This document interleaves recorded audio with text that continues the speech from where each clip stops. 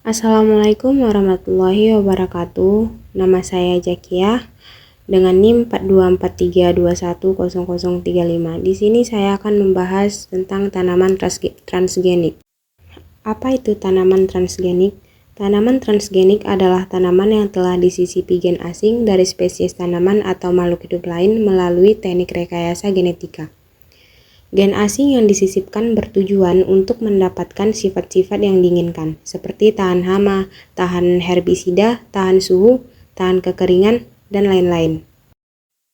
Tujuan dari pengembangan tanaman transgenik yaitu yang pertama, menghambat pelunakan buah.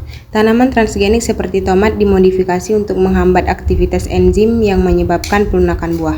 Contohnya adalah tomat flav-sav, di mana gen yang memproduksi enzim pektinase dimodifikasi agar ekspresinya berkurang. Hal ini membuat buah tetap segar lebih lama, meningkatkan daya simpan, dan mengurangi pembusukan selama transportasi dan penyimpanan. 2. Tahan terhadap serangan serangga, herbisida, dan virus.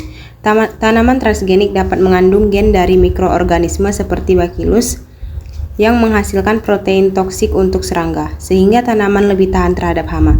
Selain itu, tanaman juga dimodifikasi agar tahan terhadap herbisida seperti glifosat, sehingga petani bisa membasmi gulma tanpa merusak tanaman utama. Beberapa tanaman juga dimodifikasi agar memiliki gen yang membuatnya resisten terhadap virus tertentu. Yang ketiga, ada meningkatkan nilai gizi tanaman. Rekayasa genetika memungkinkan penambahan nutrisi penting ke dalam tanaman. Contohnya adalah golden rice yang dimodifikasi untuk menghasilkan beta-karoten, prekursor vitamin A. Hal ini bertujuan mengatasi defisiensi vitamin A di negara berkembang yang mengandalkan nasi sebagai pokok makanan. Dan yang keempat, mendapatkan tanaman yang lebih unggul dibandingkan tanaman aslinya. Dengan modifikasi genetik, tanaman dapat dibuat lebih unggul dari versi aslinya, seperti memiliki hasil panen lebih tinggi, lebih tahan terhadap kondisi lingkungan ekstrim, atau memiliki kualitas rasa dan warna yang lebih baik. Tanaman unggul ini membantu meningkatkan produktivitas pertanian dan efisiensi lahan. Di sini ada langkah-langkah dalam menyisipkan gen pada suatu sel tanaman. Yang pertama, T-plasmid yang terdapat pada bakteri Acrobacterium dikeluarkan dari sel bakteri Acrobacterium. Kemudian dipotong menggunakan enzim endonuklease regresi. 2. Isolasi DNA pengkode protein gen yang kita inginkan dari organisme tertentu. Yang ketiga, disisipkan gen yang kita inginkan tersebut pada plasmid dan rekatkan pada enzim DNA ligase. Lalu yang keempat, masukkan kembali plasmid yang sudah disisipkan gen ke dalam bakteri Acrobacterium, dan plasmid yang sudah terisi gen akan terduplikasi pada bakteri Acrobacterium. Dan yang terakhir, bakteri akan masuk ke dalam sel tanaman dan mentransfer gen. Sebagai contoh dari rekayasa genetik, yaitu golden rice merupakan hasil penelitian seorang ilmuwan rekayasa hayati bioengineer asal Swiss. Golden rice ini berbeda dengan beras biasa yang berwarna putih karena warnanya kekuningan. Mengapa demikian?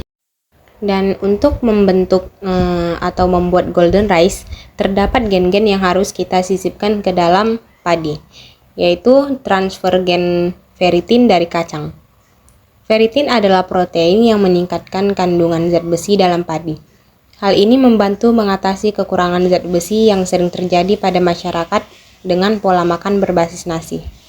Dan yang kedua, transfer gen fitase dari jamur Aspergillus. Gen fitase dari jamur Aspergillus ditransfer ke padi. Fitase adalah enzim yang mampu menghancurkan asam fitat, senyawa yang menghambat penyerapan zat besi dalam tubuh. Dengan adanya fitase, zat besi dalam makanan lebih mudah diserap oleh tubuh.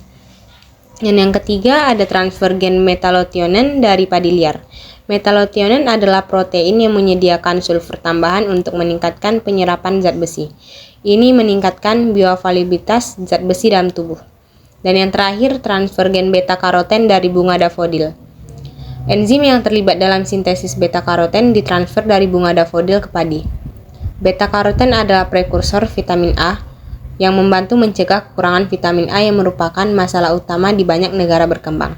Kesimpulannya, proses rekayasa genetika ini menghasilkan padi yang lebih bergizi dengan meningkatkan kandungan zat besi di vitamin A.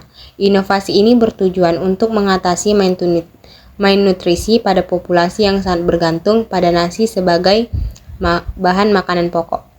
Sekian yang bisa saya jelaskan. Terima kasih.